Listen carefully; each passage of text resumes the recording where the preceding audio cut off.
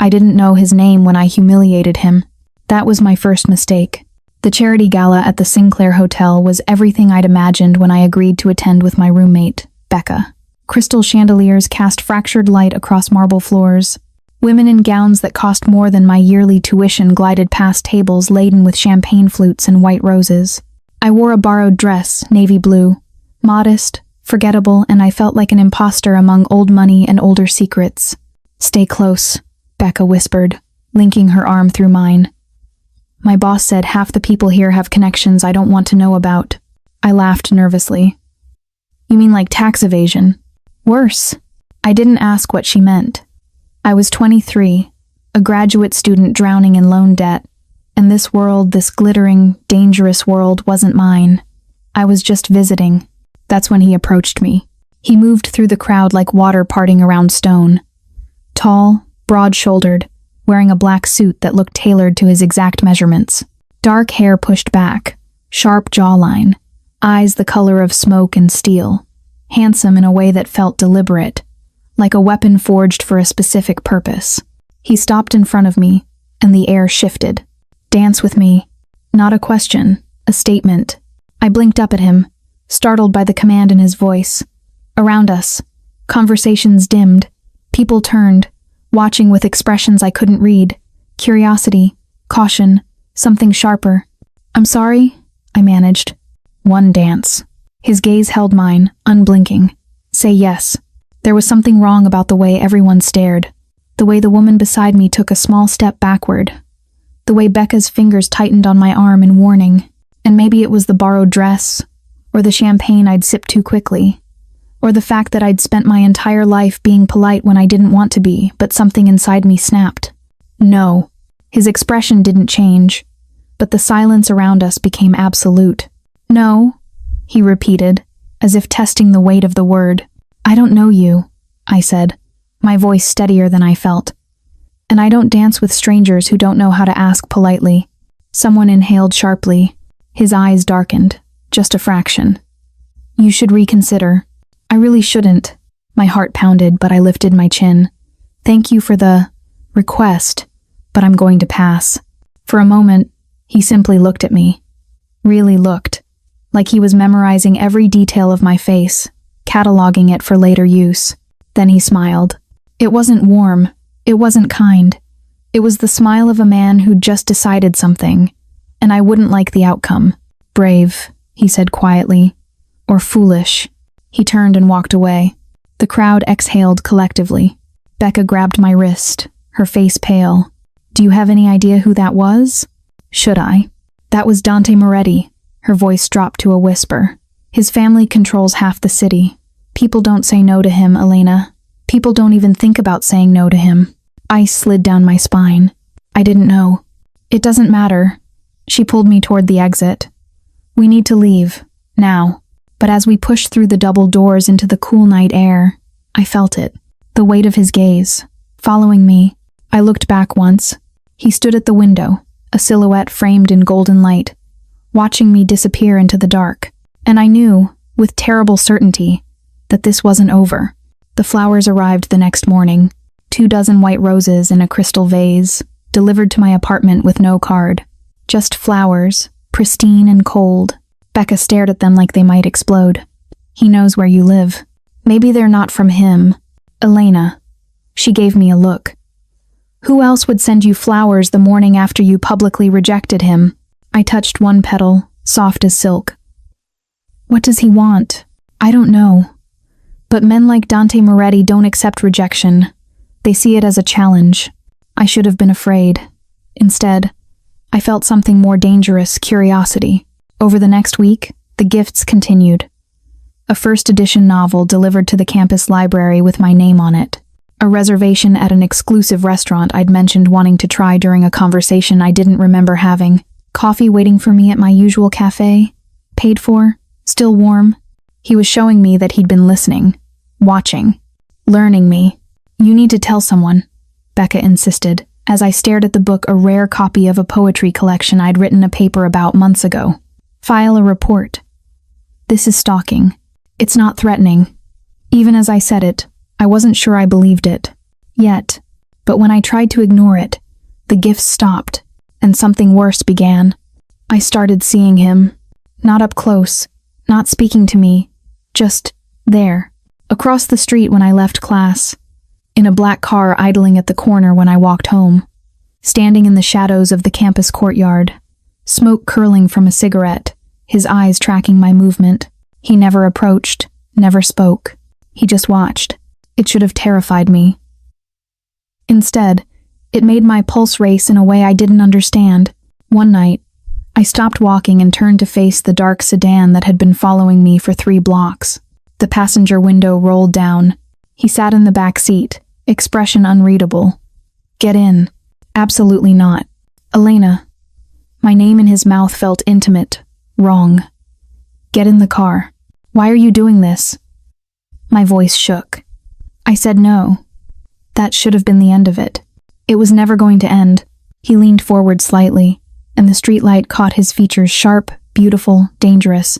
You made a choice in front of everyone who matters in this city. You embarrassed me. So this is revenge? No. His gaze held mine through the open window. This is correction. I don't understand. You will? The window rolled up, and the car pulled away, leaving me standing alone on the empty street. When I finally made it home, shaking, I found another gift waiting. A small velvet box. Inside was a key. New note. New explanation. Just a key, resting on black satin. I picked it up with trembling fingers, and as I did, my phone buzzed. Unknown number. You'll need that soon. I stared at the message, at the key, at the darkness pressing against my windows, and I realized, with creeping dread, that Dante Moretti wasn't trying to win me over. He was already claiming me. I didn't use the key. For 3 days, I carried it in my pocket like a cursed object, feeling its weight against my thigh. I told myself I'd throw it away. I told myself I'd take it to the police. Instead, I kept it. On the 4th day, Becca didn't come home. Her shift at the restaurant ended at 10. By midnight, she still wasn't answering her phone. By 1 a.m., panic had set in. I called the restaurant. They said she'd left on time. I called her friends. No one had seen her. I called the police. They said to wait 24 hours. At 2 a.m. My phone lit up. Unknown number. She's safe. For now. My blood turned to ice. Another message. Use the key. My hands shook as I typed back. Where is she? The response came immediately. The address is already in your GPS. Come alone. You have 30 minutes. I should have called someone. Should have screamed. Should have done anything except what I did. But the thought of Becca in danger because of me, because I'd said no to the wrong man, made the decision simple. I grabbed my coat and ran. The address led me to the warehouse district, where industrial buildings crouched like sleeping giants under a starless sky. My car looked ridiculous here, small and vulnerable among shipping containers and concrete. The building matched the address, a converted warehouse with blacked-out windows and a single door. I approached on shaking legs, pulled out the key, and slid it into the lock. It turned smoothly. Inside, everything changed. The warehouse was a penthouse, exposed brick walls lined with original artwork, leather furniture arranged around a fireplace that crackled with real flames, floor-to-ceiling windows overlooking the city lights. And sitting in an armchair, glass of whiskey in hand, was Dante Moretti. Where is she? I demanded, my voice breaking. Upstairs. Asleep. Unharmed. You kidnapped her. I retrieved her. He set down his glass and stood, moving toward me with that same predatory grace. She was being followed by people who wanted to hurt you through her. I removed the threat. You're lying. Am I? He pulled out his phone, tapped the screen, and turned it toward me. The video showed Becca leaving the restaurant. 3 men in dark clothes emerging from an alley, following her, getting closer. Then the video cut to a different angle, Dante's men intercepting them. A brief struggle. The 3 men on the ground, restrained. Becca being guided into a black car, confused but unharmed. I felt dizzy. Who were they? Rivals. People who noticed that I've been distracted lately. His eyes found mine. Because of you. This is insane. This is my world. He stepped closer, and I backed against the door. You walked into it when you humiliated me. You don't get to walk out just because you're scared. I'm not scared of you. Liar. He was right. I was terrified. But not for the reasons he thought. I was scared because part of me wanted to stay. Wanted to understand this man who collected poetry and orchestrated violence with the same careful hands. What do you want from me? I whispered. He reached out slowly, giving me time to pull away, and brushed a strand of hair from my face. His touch was impossibly gentle. I want you to see me, he said quietly. Not the name, not the reputation. Me. Why? Because you're the first person in 10 years who looked at me and said no. Something flickered in his expression, vulnerability, quickly hidden. I need to understand why. I didn't know who you were. You knew enough. Everyone told you to be afraid. His thumb traced my cheekbone. But you stood your ground anyway. That kind of courage is rare. Dangerous. Is that why you're doing this? Because I'm a challenge? At first, his hand dropped. Not anymore. I didn't understand what he meant. But I felt it, the shift in the air between us. Something that went beyond games and power. Let me take you to Becca, he said, stepping back. Let me prove I'm not your enemy. What are you then? He smiled, sad and knowing. That's what the next month will tell us. Upstairs, I found Becca sleeping in a guest room, more luxurious than any hotel. She was safe, unharmed, just like he'd promised. When I returned downstairs, Dante was waiting by the door. My driver will take you both home, he said. But Elena? I paused. Keep the key. You're going to need it again. Why would I ever come back here? His eyes held secrets I couldn't begin to unravel. Because now that you've seen inside, you'll want to understand the rest. I hated that he was right. He gave me 3 days of silence. 3 days to convince myself it was over. That the key in my drawer was just a strange souvenir from a stranger night. That Dante Moretti would move on to someone more suitable for his dangerous world. On the 4th day, someone tried to kill me. I was leaving the library after a late study session when the car jumped the curb. No warning, just the screech of tires and the blur of metal rushing toward me. I froze. Strong hands grabbed my waist and yanked me backward. We hit the ground hard, my body cushioned by someone else's. The car smashed into a streetlight where I'd been standing 1 second before. I couldn't breathe. Couldn't think. Don't move. Dante's voice, rough against my ear. His arms were locked around me, his heartbeat thundering against my back. The car reversed, engine roaring. I thought it would come for us again, but a black SUV materialized from nowhere, blocking it. Men in suits emerged. Gunfire cracked through the night, sharp, brief, controlled. Then silence. Dante pulled me to my feet, his hands running over my arms, my shoulders, checking for injuries. Are you hurt? I shook my head, mute with shock. Get her out of here, he barked at someone. Safe house, now. Wait. I finally found my voice. What just happened? His jaw was tight, fury radiating off him in waves. Someone just tried to take you from me. That's not going to happen again. Take me from you? I'm not yours. He cupped my face with both hands, forcing me to meet his eyes. Yes, you are. You became mine the moment you said my name. You just didn't know it yet. Before I could respond, I was being ushered into an SUV. Dante slid in beside me, phone already to his ear, speaking in rapid Italian. Commands, threats, the language of violence spoken with elegant precision. The safe house was actually a penthouse in one of the city's most expensive buildings. All glass and steel and security cameras. You'll stay here, Dante said, shrugging out of his jacket. There was blood on his shirt, not his. My men will be outside. You don't leave without me. This is kidnapping. This is protection. He poured himself a drink, downed it. The people who tried to kill you tonight won't stop. They'll come at you again, harder. Do you understand what that means? No, I don't understand any of this. My voice cracked. I'm a nobody. A grad student. Why would anyone want me dead? Because I want you alive. The simplicity of it stole my breath. He set down his glass and approached me slowly, like I might bolt. I have enemies, Elena. Families who've waited years for any sign of weakness. You are my weakness.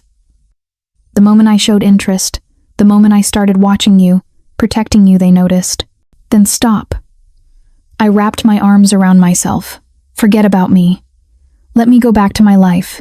I can't. Why not? Because even if I walk away, they won't. His expression was anguished. You're already marked. The only way you survive this is if you stay close to me. Under my protection. I wanted to scream, to cry, to rage against the unfairness of it. Instead, I asked the only question that mattered. For how long? Until I eliminate the threat. Or until... He trailed off. Until what? Until you understand that you're safer in my world than you ever were in yours. Over the following days, I learned the rhythm of captivity. Dante's men rotated shifts outside the penthouse. I was given access to everything I needed. My textbooks delivered, my laptop, food prepared by a private chef. I could work, study, even video call my professors. But I couldn't leave.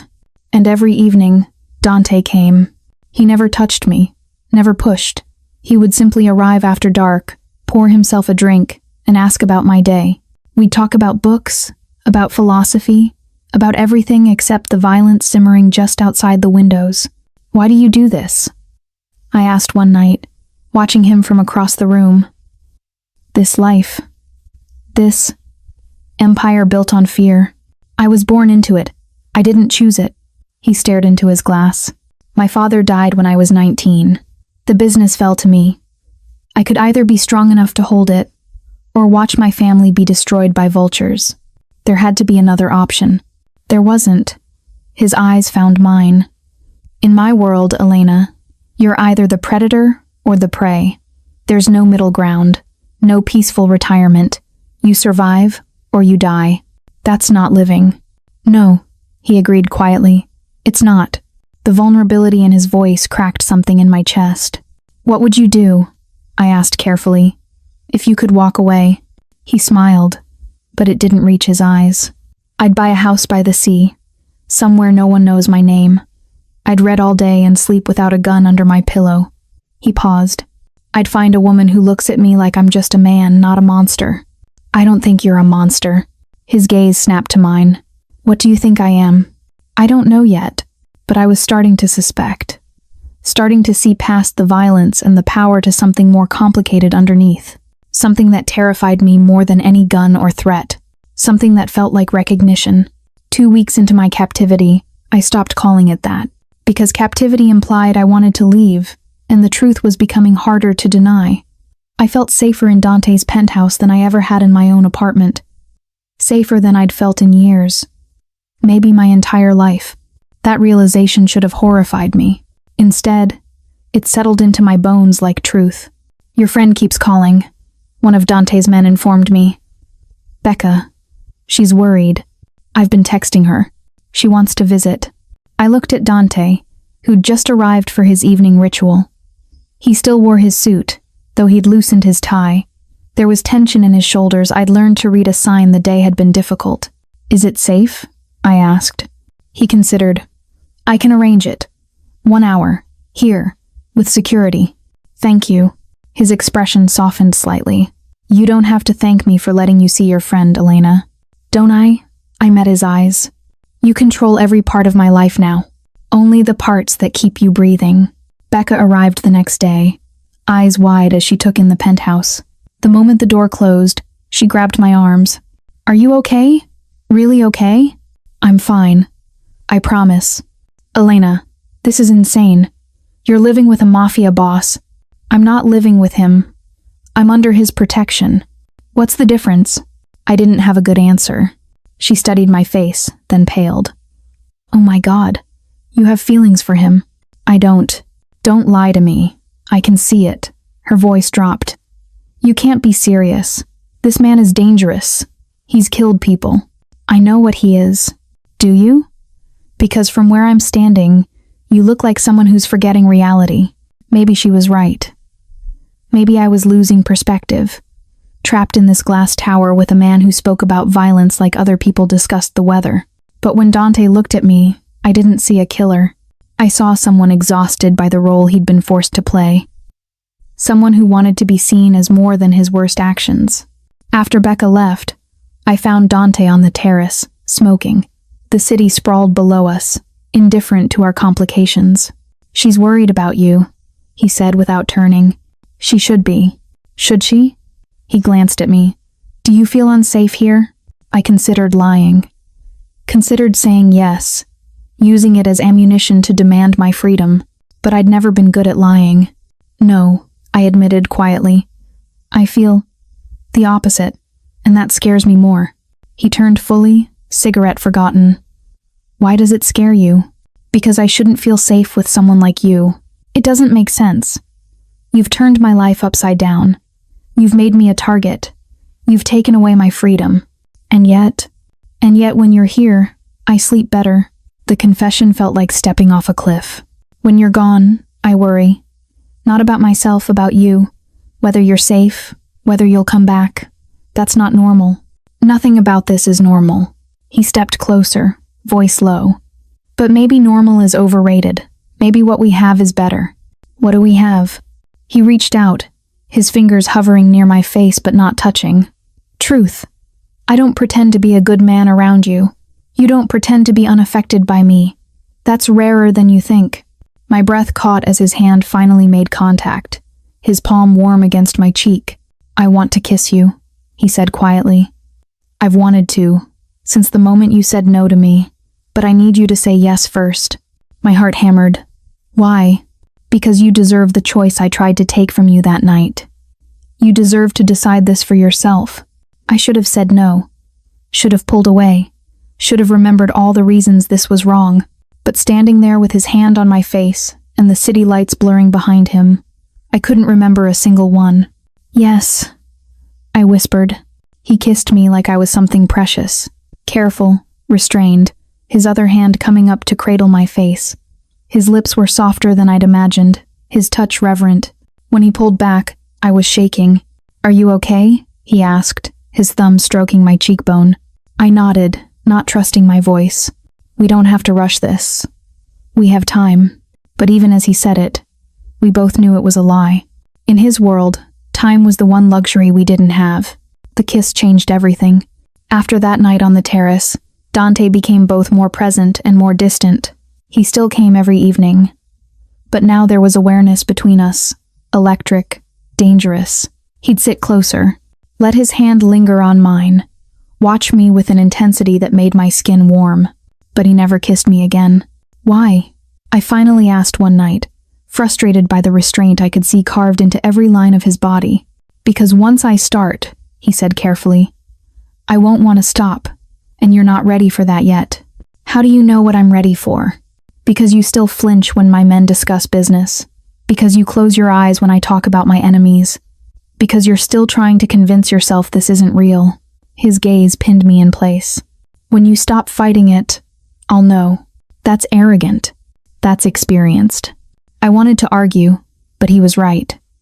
Part of me was still waiting to wake up, to return to my normal life, still trying to draw a line between the man who discussed murders over dinner and the man who brought me tea without being asked because he'd noticed I didn't sleep well. But the line was getting harder to find. 3 weeks into my protection, Dante stopped coming. The first night, I told myself he was busy. The second, I worried. By the third, I was pacing the penthouse like a caged animal, demanding answers from his men. "He's handling business," one of them said. "He'll return when it's safe." "What kind of business?" No answer. On the fourth night, I used the key. I shouldn't have. It was reckless and stupid, and exactly what Dante had told me not to do. But I couldn't stand not knowing, couldn't stand the silence. The warehouse was dark when I arrived. My hands shook as I unlocked the door and stepped inside. The penthouse was chaos. Furniture overturned, glass shattered. And in the center of it all, Dante sat on the floor, back against the couch, blood on his knuckles. "You shouldn't be here," he said without looking up. I rushed to him, dropping to my knees. "You're hurt. It's not my blood. That should have made it better. It didn't." "What happened?" "A betrayal. One of my own men." His voice was hollow. "He gave information to my enemies, led them to one of our shipments. 3 of my people died because of him. Where is he now?" His eyes finally met mine, and what I saw there made my breath catch. I handled it. I understood what that meant. What he'd done. I should have been horrified. Should have run. Instead, I took his hand, the one covered in blood that wasn't his, and held it. "I'm sorry," I whispered. "For what?" "That you have to live like this. That you have to make these choices." Something in his expression cracked. "You should be afraid of me, not comforting me." "I know. Elena." My name sounded like a prayer and a warning. "You need to leave. Before I do something we'll both regret." "What if I don't want to leave?" His jaw tightened. "Don't say that." "Why not?" I leaned closer. "You said you'd wait until I stopped fighting. I'm done fighting, Dante. You don't know what you're asking for. Then show me." For a long moment, he just looked at me. Then he stood, pulling me up with him. His movements controlled despite the violence still humming under his skin. "If I show you," he said quietly, "there's no going back. You'll see all of me, the parts I've kept hidden, the darkness I've protected you from. Are you sure that's what you want?" My heart pounded. Yes. He studied my face like he was memorizing it, looking for any sign of doubt. Then he kissed me, not gentle this time, not careful. This kiss was hunger and possession, and 3 weeks of restraint breaking apart. His hands tangled in my hair, his body pressing mine against the wall. I gasped against his mouth, and he swallowed the sound, deepening the kiss until I couldn't remember why I'd ever thought staying away was an option. When he pulled back, we were both breathing hard. "You need to be sure," he said against my lips. "Tell me you're sure." "I'm sure," I whispered. His eyes searched mine one last time. Then he took my hand and led me upstairs, to his bedroom, to the point of no return. His bedroom was dark, intimate, floor-to-ceiling windows overlooking the city, a bed that dominated the space, everything decorated in shades of gray and black. Dante closed the door behind us, and suddenly the room felt smaller, the air heavier. I stood in the center, trembling but not from fear. He approached slowly, giving me time to change my mind. When he reached me, he cupped my face gently, his thumb tracing my lower lip. "We can stop any time," he said quietly. "Just say the word." I nodded, not trusting my voice.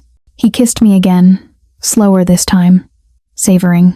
His hands moved to my waist, then up my sides, learning the shape of me through my clothes. Every touch was deliberate, controlled, like he was holding himself back even now. "Tell me what you want," he murmured against my neck. I couldn't form words, couldn't articulate the need coursing through me. So I showed him instead, reaching for the buttons of his shirt with shaking fingers. He caught my hands. "Elena, look at me." I met his eyes. "I need to hear you say it," he said. "I need to know this is what you want, that you're choosing this." My voice came out barely above a whisper. "I don't know how to say it." "Try." I took a breath. "I want to be close to you. I want to stop feeling like I'm standing on the edge of something. I want to fall." His expression softened. "Then fall. I'll catch you." He kissed me again, and this time when I reached for his shirt, he let me. Helped me, actually, shrugging out of it and letting it fall to the floor. I'd imagined what he looked like under his perfectly tailored suits, but reality was different. Scars traced across his torso, old violence marked permanently on his skin, evidence of a life lived in danger.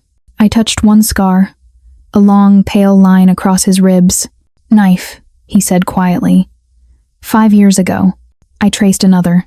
Bullet graze, 7 years ago. Each scar was a story, each one a reminder of how easily I could lose him. "Does it scare you?" he asked, seeing this. "No." I looked up at him. "It makes me sad, that you've been hurt so many times." "Elena." He breathed my name like it hurt. Then he kissed me again, deeper, his hands moving to the zipper of my dress. He undressed me slowly, carefully, like unwrapping something fragile. When I stood before him in just my underwear, I fought the urge to cover myself. "You're beautiful," he said, and the reverence in his voice made me believe him. He picked me up effortlessly, like I weighed nothing, and carried me to the bed, laid me down gently and followed me, his body covering mine. "Tell me if it's too much," he said, kissing my collarbone. "Tell me if you need me to slow down." I nodded, my hands finding his shoulders, feeling the tension coiled in his muscles. He took his time, kissing every inch of exposed skin, learning what made me gasp, what made me arch against him. His touch was patient, thorough, designed to unravel me piece by piece. "Dante," I finally whispered, unable to bear the slow burn any longer. "I know." He kissed me softly. "I know." He reached for the nightstand, pulled out protection. His movements were steady despite the desire I could see blazing in his eyes. "Last chance," he said, positioned above me. "Tell me to stop, and I will." I reached up, touched his face. "Don't stop." He entered me slowly, giving me time to adjust. I gasped at the sensation, my fingers digging into his shoulders. He stilled immediately. "Okay?" he asked, voice strained. "Yes, please." He moved, careful at first, watching my face for any sign of discomfort. But as I relaxed, as my body adjusted to him, his control began to slip. His movements became deeper, more urgent. He buried his face in my neck, breathing hard. "You're mine," he whispered against my skin. "Say it. Say you're mine." I couldn't speak, could only hold on as he moved inside me, as pleasure built in waves I didn't know how to process. "Elena, say it." "Yours," I gasped. "I'm yours." He groaned, his rhythm faltering. Then he captured my mouth in a kiss that felt like a claim, and I shattered. He followed moments later, my name on his lips. Afterward, we lay tangled together, both breathing hard. He pulled me against his chest, his hand stroking my hair. "Are you okay?" he asked softly. I nodded against him. "Are you?" He laughed, the sound rumbling through his chest. "Better than okay." We stayed like that, wrapped in each other, as the city lights flickered beyond the windows. "What happens now?" I finally asked. "Now?" His arms tightened around me. "Now I make sure nothing in this world ever hurts you. Now I prove that choosing me wasn't a mistake." "I don't think it was a mistake." "You don't know that yet, but you will." He kissed my forehead. "I'll spend every day proving it to you." It sounded like a promise. In his world, I was learning, promises were sealed in blood. But lying there in his arms, I found I didn't mind. I woke to an empty bed and the sound of gunfire. For one disoriented moment, I thought I was dreaming. Then the window shattered. "Stay down." Dante burst through the door, already dressed, gun in hand. He crossed the room in 3 strides and yanked me off the bed onto the floor. Glass rained down. More gunfire. Shouting in Italian from somewhere in the building. "What's happening?" I could barely hear my own voice over the pounding of my heart. "They found us." He shielded my body with his other hand already on his phone. "How many?" He barked into it. More shouting. More gunfire. "Stay behind me," he commanded. "Don't look. Don't speak. Just move when I move." We crawled toward the door. I kept my eyes on his back, on the way his muscles tensed with each sound of violence from below. The penthouse that had felt like a sanctuary now felt like a trap. In the hallway, 2 of his men flanked us immediately. "Service elevator," Dante ordered. "Now."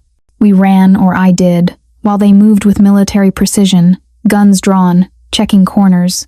The building shuddered with the sound of breaking doors and more gunfire. "How many?" Dante asked again. "At least 10. Rossetti family."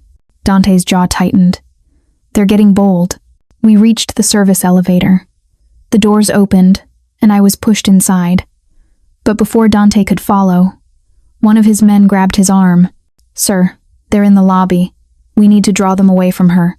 For one moment, Dante looked torn, then his eyes met mine. "Marco will take you to the safe house across the river. Stay there. Don't leave for any reason." "I'm not leaving you." "Yes, you are." He gripped my face in his hands, kissed me hard. "This is not up for debate, Elena. I need to know you're safe. I can't fight if I'm worried about you. Don't. Trust me. I'll come for you." The elevator doors closed, and I watched him disappear as we descended. Marco, one of Dante's most trusted men, kept his gun trained on the doors. "Don't worry, miss. The boss has survived worse." But I could hear the doubt in his voice. The safe house was a nondescript apartment in an older building. Marco swept it for threats, then positioned himself by the door. "How long?" I asked, pacing. "As long as it takes." Hours passed like years. I couldn't eat, couldn't sit still. Every sound made me jump. Every creak in the building sent my heart racing. My phone buzzed. Unknown number. He's bleeding. Did you know that? Your precious Dante is bleeding in the street because of you. I stared at the message, ice flooding my veins. Another message. This is what loving him costs. Everyone he cares about becomes a target.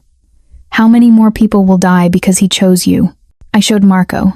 His expression darkened. Block the number. Don't respond. Is it true? Is he hurt? If he was dead, we'd know. That means he's still fighting, not comforting. At midnight, the door crashed open. Dante stumbled in, supported by 2 of his men. Blood soaked his shirt. His face was pale, but he was alive. Oh God! I ran to him. I'm fine. His voice was weak. Just a graze. That's not a graze. Blood was everywhere. His men helped him to the couch. One of them, older, clearly a medic, began cutting away his shirt. The wound was in his side, still bleeding. I knelt beside him, taking his hand. You said you'd be careful. I was. He tried to smile. You should see the other guys. This isn't funny. No, he agreed, wincing as the medic prodded the wound. It's not. They worked on him for an hour, cleaning, stitching, bandaging. He never made a sound, but I felt his hand tighten on mine with each needle pass. When they finally finished, everyone but us left the room. Come here, he said quietly. I climbed carefully onto the couch beside him, mindful of his injury. He pulled me against his uninjured side. I'm sorry, he whispered into my hair. I'm sorry you had to see this, had to live through this. I'm just glad you're alive. They came for you, Elena. They knew you'd be in my apartment. They knew you mattered to me. His voice was rough with pain and anger. I've made you a target. The one thing I swore I'd never do. This isn't your fault. It is. Everything in my world becomes tainted eventually. Everyone I touch gets hurt. I pulled back to look at him. Then it's good I'm not fragile. You're the most fragile thing I've ever held. No. I took his face in my hands. I'm the woman who chose you, who keeps choosing you. That makes me strong, not fragile. His eyes searched mine. Why? Why would you choose this? Choose me? Because underneath all the violence and the power, I see you. The real you. The man who brings me tea and remembers my favorite books. The man who hates what he has to do but does it anyway to protect the people he loves. That man is worth choosing. He kissed me, gentle despite the pain he must have been in. I don't deserve you. Probably not. But you're stuck with me anyway. For the first time since the attack, he smiled. Really smiled. Promise me something. What? Promise me you won't give up on me. On us, no matter how dark this gets. I pressed my forehead to his. I promise. Outside, the city continued its indifferent existence. Inside, we held each other like the world wasn't trying to tear us apart. Tomorrow would bring more violence, more threats, more impossible choices. But tonight, we had each other. Tonight. That was enough. Dante spent 3 days recovering, and in those 3 days, everything changed. His family arrived. Not the men who worked for him, his actual family. His mother, elegant and sharp-eyed. His younger sister, protective and suspicious. His uncle, who clearly ran significant portions of the operation. They came to the safe house, and they came to meet me. So you're the girl who's causing all this trouble, his mother said, looking me over with an appraising gaze. Mama, Dante warned from the couch. He was healing but still weak. I'm not blaming her. I'm observing. She turned back to me. Do you understand what being with my son means? What your life will become? I'm starting to, she repeated. Kara, you either understand completely, or you will be destroyed by it. There is no middle ground in this family. His sister Isabella crossed her arms. She's not one of us. She doesn't know our world. How is she supposed to survive it? The same way you did, Dante said quietly. By being stronger than anyone expects. Isabella's expression softened slightly when she looked at her brother. You really care about her? Yes. Enough to risk everything? I already have. His mother sighed, then did something unexpected. She sat beside me. My son has lived his entire adult life without allowing himself to care for anyone outside this family. He's been alone in ways that would break most people. If you've managed to reach him, then you must be exceptional." She took my hand, but exceptional isn't always enough. Are you prepared for what comes next? The danger, the secrets, the moral compromises? I don't know, I admitted. But I love him. That has to count for something. Love counts for everything and nothing in our world. It makes you strong and vulnerable all at once. She squeezed my hand. Choose carefully, Elena. Because once you commit to this life, there's no walking away. After they left, I sat beside Dante on the couch. Your family is intense, I said. That's one word for it. He pulled me closer.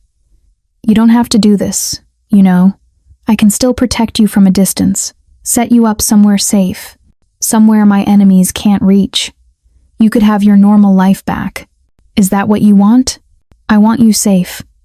I want you happy, even if that means letting you go. I turned to face him fully. What if what makes me happy is being with you? What if I don't want safe and normal anymore? Elena, I've spent my whole life being careful, being good, following all the rules. And where did it get me? Alone in a small apartment, drowning in debt, with no real connections to anyone. I took his hand. With you, I feel alive. Terrified, yes, but alive in a way I never was before. You'll be giving up everything. Your career, your friends, your freedom to walk down the street without guards. Is that really what you want? I want you. Everything else, we'll figure out together. He studied my face for a long moment. Then he pulled something from his pocket, a small velvet box. This was my grandmother's, he said, opening it to reveal a ring. Vintage, elegant, a single diamond set in intricate metalwork. In my family, this ring means commitment, protection. It means you're under our family's shield, and anyone who harms you has to answer to all of us. My breath caught. Dante, are you? I'm not proposing. Not yet. Not while you're still figuring out if you can live with what I am. He took the ring out. But I want you to have this. I want you to wear it and know that you have time to decide. No pressure, no rush. Just think about it. He slipped the ring onto my finger. It fit perfectly. This feels like a proposal, I whispered. It's a promise. That I'll wait for you. That I'll give you the space to choose this life fully. Eyes open. He kissed my knuckles. And that no matter what you decide, I'll make sure you're safe. I looked at the ring, catching the light. What if I've already decided? Have you? I think so. I think I decided the night you first kissed me. Maybe even earlier. The moment I stopped being afraid of you and started being afraid of losing you. His eyes darkened with emotion. You're sure? I'm sure. He pulled me into his lap carefully, mindful of his healing wound, and kissed me like I was his salvation. Then you're mine, he murmured against my lips. Completely. And I'm yours, no matter what comes next. No matter what, I agreed. Outside, his enemies were planning their next move. His family was watching, judging, waiting to see if I'd break. But inside, we had each other. And somehow, that felt like enough to face whatever came next. The war ended with a wedding. Not mine, though. Dante's grandmother's ring still sat on my finger. A promise we hadn't yet fulfilled. No, the wedding that changed everything was a strategic alliance between Dante's family and the Cardinals, a powerful family from the south. His cousin was marrying their daughter, and every major family in the region would attend, including the Rosettis, the family that had tried to kill me. It's neutral ground, Dante explained as his men helped him into his tuxedo. His wound had healed, leaving another scar to add to his collection. Ancient rules. No violence during a wedding. It's the one place I can negotiate without bloodshed. Or it's a trap. Probably both. He turned to me, devastatingly handsome in black. You don't have to come. You could stay here. I'm coming. I'd already chosen my dress, deep burgundy, elegant, appropriate for a Mafia wedding. Where you go, I go. That was the promise, remember? He crossed to me, taking my hands. If anything happens, nothing will happen. You're too smart to walk into a trap without a backup plan. He smiled slightly. 3 backup plans, actually. The wedding was held at an estate outside the city, sprawling gardens, A historic villa. Security everywhere, pretending to be subtle. I walked in on Dante's arm, wearing his grandmother's ring and feeling every eye in the room track our entrance. The ceremony was beautiful, traditional, the kind of wedding that cost more than most people's houses. But the reception was where the real business happened. Dante left me with Isabella while he navigated the room, shaking hands, exchanging quiet words with men whose faces I'd learned to recognize from briefings. Power brokers, allies, enemies forced into temporary civility by tradition. He's in his element, Isabella observed, watching her brother work. This is what he was born to do. Negotiate with people who want him dead? Lead, unite, make people believe in something bigger than their petty grudges. She glanced at me. You've been good for him. He's different now. Lighter, somehow, despite everything. I don't know how. His life has gotten more complicated since we met. Complicated isn't always bad. Sometimes it means you have something worth fighting for. She touched my arm. For what it's worth, you have my approval. Not that you need it. I appreciate it anyway. That's when I saw him. Carlo Rossetti, head of the family that had tried to kill me. He stood across the room, watching Dante with undisguised hostility, and he was moving toward us. Isabella stiffened. Stay calm. Remember neutral ground. Rossetti stopped in front of me, his smile cold. So you're the prize. The girl who brought Dante Moretti to his knees. I'm Elena. I know who you are. Everyone here does. You're the weakness, the soft spot we can all exploit. Carlo. Dante's voice cut through, sharp as glass.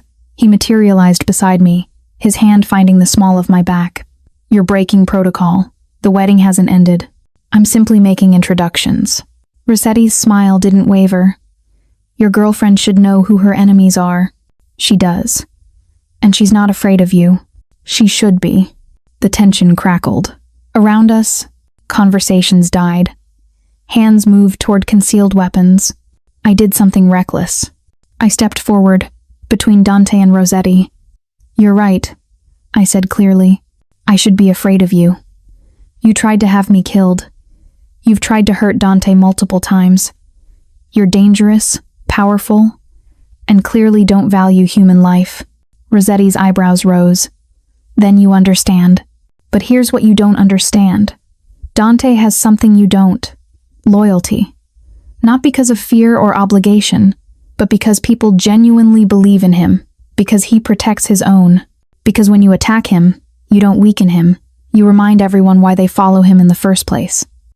I held his gaze. So yes, I'm his weakness, but I'm also his strength, and you just proved that to everyone in this room. Silence. Then, slowly, Rossetti began to clap. Brava. You have courage. Foolish courage, but courage nonetheless. He looked at Dante. Maybe she's worth the trouble after all. More than worth it, Dante said quietly, his hand tightening on my waist. Rossetti studied us both, then sighed. I'll propose a truce. Not peace, I'm not ready to forgive your family's transgressions, but a cessation of direct hostilities. 6 months. We'll revisit the matter then, Dante considered. 1 year, and you withdraw your claim on the harbor territory. 9 months, and I keep the harbor. Done. They shook hands, a deal sealed in front of witnesses who would hold them accountable. As Rossetti walked away, I exhaled shakily. Did I just help negotiate a truce? You did. Dante pulled me against him, kissing my temple. That was either the bravest or most reckless thing you've ever done. Both? Definitely both. The rest of the evening passed in a blur. Dancing, champagne, careful conversations with people who could either become allies or enemies depending on how the wind shifted. But through it all, I felt Dante's presence beside me. Steady, certain. When we finally made it back to his apartment, the penthouse had been repaired after the attack. I collapsed onto the couch. I can't believe that worked, I said. You shamed him into a truce by pointing out that attacking you made me stronger. It was brilliant. Dante sat beside me, pulling me against him. Also terrifying. Please never do that again. No promises. He laughed, the sound rumbling through his chest. What am I going to do with you? Love me? Marry me eventually? Let me help you turn this organization into something less violent." He pulled back to look at me. "Are those demands?" "Suggestions. Strong suggestions. Elena Rossi." He cupped my face. "Will you marry me? Actually marry me, not just wear my grandmother's ring as a promise?" My heart stuttered.